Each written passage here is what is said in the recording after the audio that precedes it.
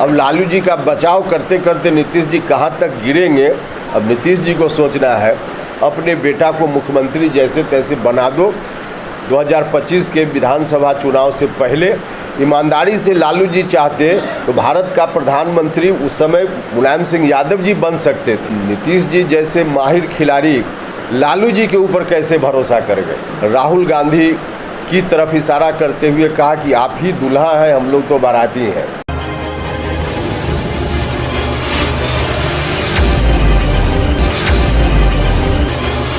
लोकसभा चुनाव में पूरी मुस्तैदी से हमारी पार्टी लड़ेगी एनडीए गठबंधन के साथ मिलकर, और 40 में 40 जगह एकाध शायद कोई अपवाद अंत में दिखे, वरना सभी जगह एनडीए की जीत होगी, ऐसा हमको प्रतीत होता है। जो हम घूम रहे हैं बिहार भर में उसको देखकर। एक तरफ नरेंद्र मोदी जी का कद है, इनका काम है, लोगों के बीच इनकी लोकप्रियता है, इनका आकर्षण है, और दूसरी ओर जो राजनीति से बिल्कुल समाप्त हो चुके लोग हैं, उनकी ओर से विपक्ष की एकता की बात की जा रही है।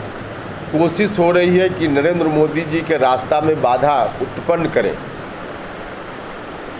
इन लोगों की कोशिश का कोई अर्थ नहीं है। खास करके बिहार में शुरुआती दौर में तो ज़्यादा सक्रिय नीतीश कुमार जी दिखे और उनके साथ लालू जी साथ साथ चलते थे। नीतीश जी के मन में यह अपेक्षा रही होगी, और मुंबई की मीटिंग के पहले तक जेडीयू के सब लोगों के मन में यह अपेक्षा थी कि नीतीश कुमार जी को नेता घोषित किया जाएगा, कन्वेनर घोषित किया जाएगा। लेकिन ऐसा तो नहीं होना था, नहीं हुआ। ठीक इसके उलट जिनके ऊपर सबसे ज़्यादा भरोसा नीतीश जी का था, लालू जी के ऊपर, कि लालू जी उनके लिए कुछ करेंगे, लालू जी ने ठीक उल्टा संकेत दिया। और इसकी शुरुआत पटना की बैठक से ही हुई, जब लालू जी ने यहाँ राहुल गांधी की तरफ इशारा करते हुए कहा कि आप ही दूल्हा हैं, हम लोग तो बाराती हैं। मुंबई की बैठक में भी नीतीश जी का नाम उन्होंने एक बार नहीं लिया, और यहाँ तक बोल गए कि राहुल जी, हम सब लोग एकजुट होकर आपको मजबूत करेंगे। अब ऐसी परिस्थिति में नीतीश जी का कहीं से कोई मामला है नहीं।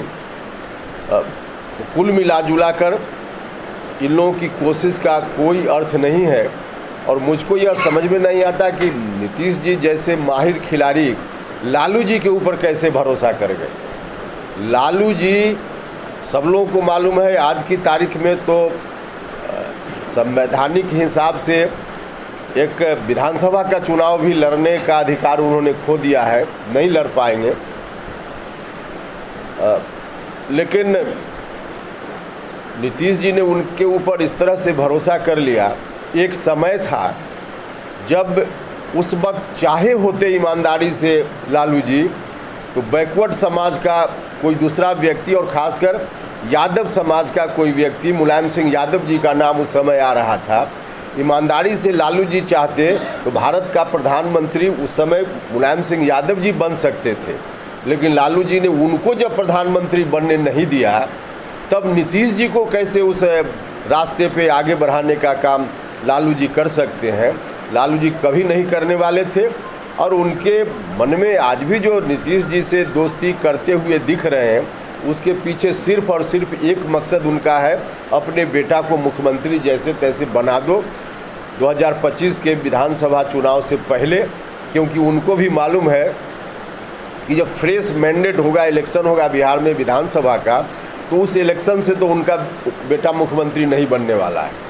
तो उनकी कोशिश है कि 6 महीना के लिए हो, 8 महीना के लिए हो, साल भर के लिए हो, उनका बेटा मुख्यमंत्री बन जाए। तो इस काम में लालू जी लगे हुए हैं। नीतीश जी ने भरोसा किया, अब नीतीश जी भी सोच रहे होंगे।